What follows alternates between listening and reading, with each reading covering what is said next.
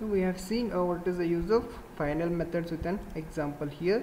So this final is used to prevent the overriding any methods. Okay, so if you declare any method as a final within a parent class, so this prevents that method should be overridden in a child class. So now here we declare this method as a final. Okay, now it give if we try to override this method, it gives an error because this method is declared as a final. So final methods cannot be overridden. We'll see the next topic, that is final classes. Now what are the points to be remembered here?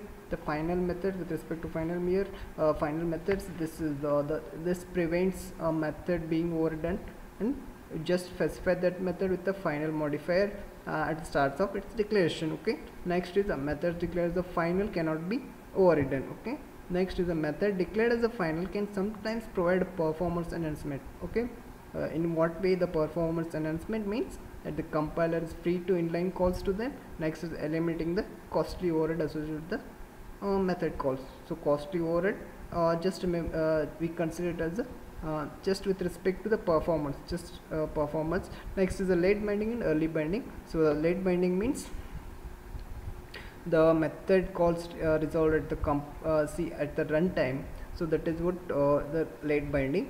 So next the early binding means the method resolves done at the compile time, that is early binding. At the resolving of a method calls done at the compile time is a early binding, and the method resolved done at the runtime means it's a late binding. Okay, we'll see the next topic, final classes. Okay, final classes. So what is a final class? So here we know that the one class can extend with respect to inheritance.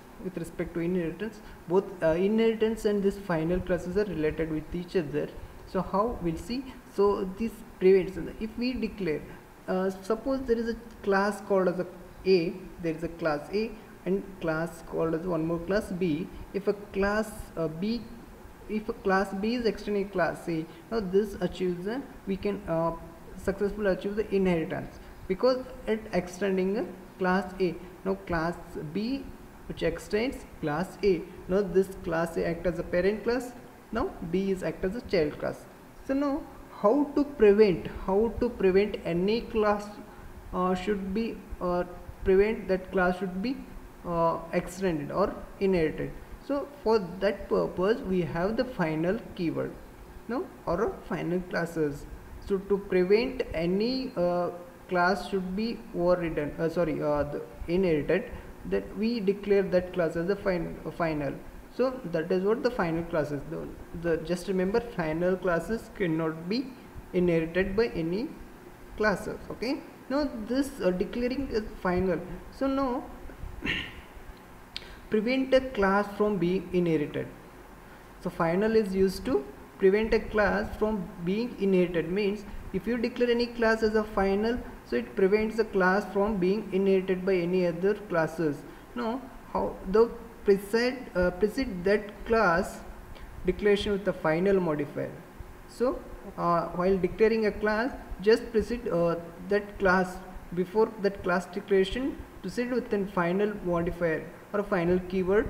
Okay, next declaring a class as a final implicitly declares all its method as a final. Okay, once you declare any particular class as a final, so implicitly declares all its methods as a final. So once you declare a class as a final, means it all data members should be indirectly or implicitly, those all data members act as a final data members. Okay, so meaning of declaring a class as a final implicitly declares all its methods as a final, means if there is a class A, for example, we'll see an example. It is illegal to declare a class as both abstract and final. See here, so most important point is last point, illegal to declare a class as both abstract and final. So what is abstract class? abstract class has a only declaration, not a definition. But in case of final, see the concrete class, we can declare a class, the concrete class as a final. Okay, so now because it is illegal. Why? Because abstract class have no any meaning, means they are just means only declaration part is there within abstract class, so no definitions. So there is no meaning in that declaring that particular class as a abstract class as a final. Okay, so that is why this is illegal to declare a class as both abstract and final. Okay, just remember some these points with respect to the final classes. So to prevent a class from being inherited, we use the final keyword or final modifier. How to declare? Precede the class declaration with a final modifier. Next is declaring class as a final. If we declare any class as a final, now implicitly it declares all the data members as a final itself. So all the data members or member methods declared implicitly declared as a final. If we declare a class as a final, means obviously or indirectly or implicitly those all data members or member methods are considered as the final data members. Okay, now this is illegal to declare both the classes both abstract and final. So abstract and final both should not be used at a time. Okay, because abstract class, we know what is abstract class, only declaration part is there, so there is no meaning in declaring that class as a final. Okay, so now we'll see an example how to declare a class as a final. Okay, here see, within this example we have a class A, this is a parent class, so and we have a class B, that is a child class, which extends a class A. Okay, next, to prevent this class should be inherited by B. If a class A is a normal class, so this is a concrete class and this is a normal class. Okay, we can extend by any class, so this A can be extended by any other classes. Okay, so now to avoid this class should be extended by any other classes, we declare that class as a final. Okay, how to declare final? See here within this example, final class A, final class A. So if we declare this class as a final, all the data members, see, suppose if I do here, see if I modify this program, so if I modify here, if I modify this program, if I declare as this as a final,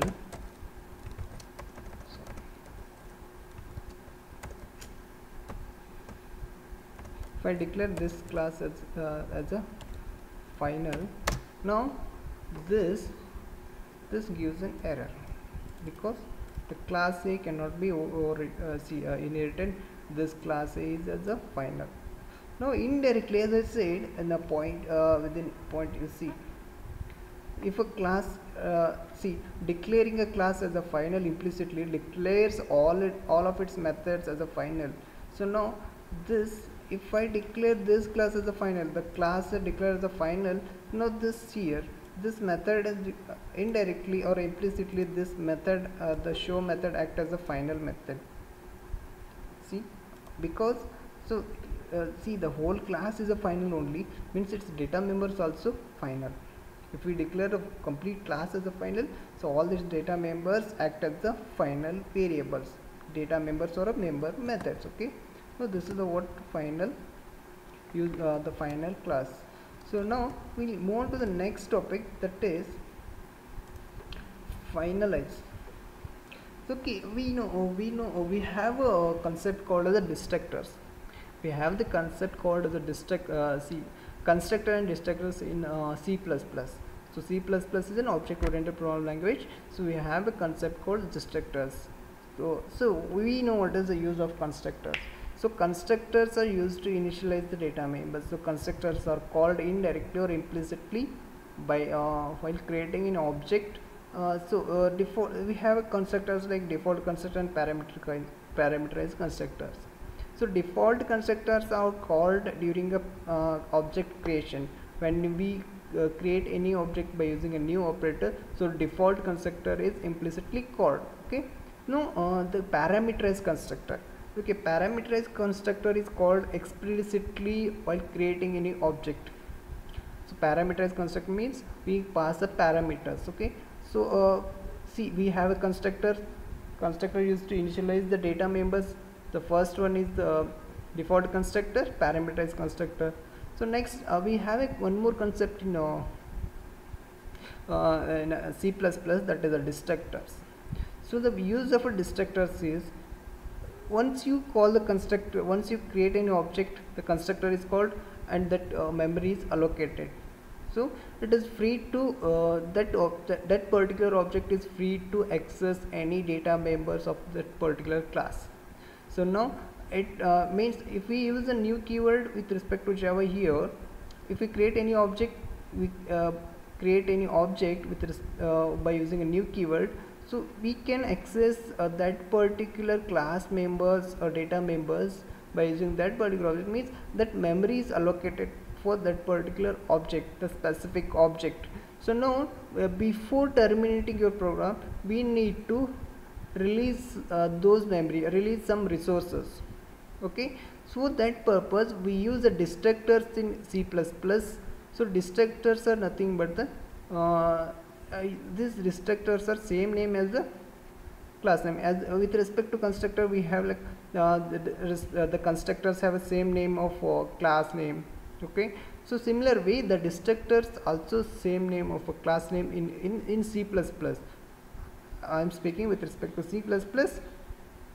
So in C++ we have a destructor same name as a constructor. The only difference is it precedes with a tilde symbol. Okay, so now when a destructor is called in C++, all the memory is assigned, is released. Okay, now it is how to achieve that concept, like releasing some resources. We have a finalize method in Java. We have a finalize method. So what happens here? Object, see the first point, object will need to perform some action when it is destroyed.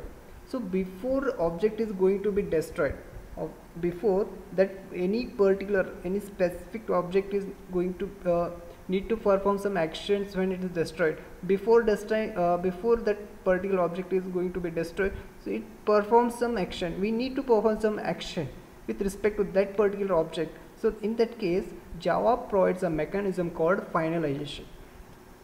So Java provides a mechanism called as the finalization. So here the finalization means some resource freeing, or the finalization is resource freeing statements. Okay, define a specific actions that will occur when an object is just about to reclaimed by garbage collector. So what is a garbage collection?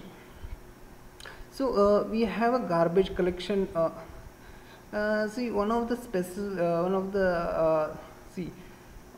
feature of a Java, that is a garbage collection. So garbage collection is done automatically in Java. Garbage collection means unused memories released. Okay, so that is we called as a garbage collection. So define a specific actions that will occur when an object is just about to reclaim by the garbage collector. So garbage collector, what is the job of garbage collector is some freeing some memory or a proper utilization of memory. So that is the main task of a garbage collector. Okay, what happens? Define a specific actions that will occur when an object is just about to be reclaimed by the garbage collector. So with using the finalize method, we are defining some specific action within this finalize method. We are defining some specific action that should be performed just before the object is reclaimed by the garbage collector. So obviously garbage collector is going to be reclaim that particular object.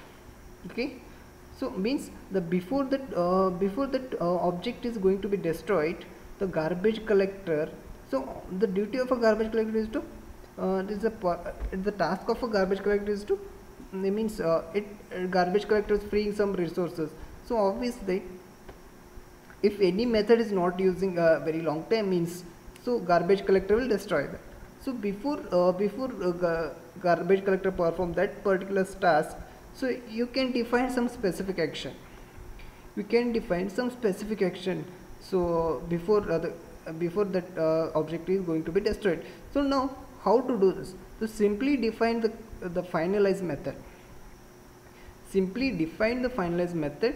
So the finalize method is just a finalizer. Okay, see here the finalize method is we perform some finalization method, or we can call it as a finalizer. Okay, now right before an asset is freed, see here the right before an asset is freed, the Java runtime calls a finalize method on the object. Okay, what happens? So it is a duty of a garbage collector to freeing some resources. Okay, next, right before an asset is freed, so here the asset is some resources, some Java resources. Before the Java resources is freed, see the Java runtime JRE, what the JRE will do is JRE calls the finalize method. Before destroying any object, the JRE calls the finalize method on that particular object. Okay, so so how to use the, how to declare the finalize method? Okay, for example, see here general form here, the protected void finalize. See here this is the protected means we know access specifiers. Default, we have access specifier like default, one more is a public, private and protected. Okay, so this the finalize, the return type of finalize is void, and it should be the protected. So just declare this declare this method protected void finalize and write some code, some that should be, write some code that should be performed before that object is going to be destroyed. For example, so we have a finally method, we have studied a finally method in exception. Finally method in exception. So okay, finally method is used to perform some resource freeing statements, or resource reallocation statements. So that performed by the finally method. Similar way, that this finalize method, the finalize method is a built-in method available in Java. Okay, so some finalized code means, see here the some finalized codes means, for example, we have a for example, we created an object for a database connection. We have created some object for a database connection, and that object stores some data from the database. And if before that object is going to be destroyed, means before the garbage collected, you need to release some data, or you need to release for example, you want to perform some connection closing methods, so connection closing statements, or freeing some data from that particular object or that specific object, freeing some data from that specific object, those should be written within a finalize method. Okay, so that is the main use of this finalize method. Okay, so what is the use of finalize here is to perform some or a specific action that will occur when an object is just about to be reclaimed by the garbage collector. So see here, will remember, you just remember the object will need to perform some action when it is destroyed. So that is the use of finalize method, and Java provides a mechanism called as finalization. The finalization method is, so finalization is some resource reallocation statements. So now we define some specification that will occur when an object is just about to reclaim by the garbage collector, just before the some specific, to define some specific action before that object is reclaimed by the garbage collector. So we know what is a garbage collection or garbage collector. So just to achieve this, we have a Java allows us to simply define a finalize method. So finalize method is nothing but a finalizer. Okay, now right before an asset is freeze, Java, what JRE will do is JRE calls the finalize method, and the code written within a finalize method is executed. So what is general form here? The protected void finalize, and this method contains the codes. Okay, so this is all about the finalize method.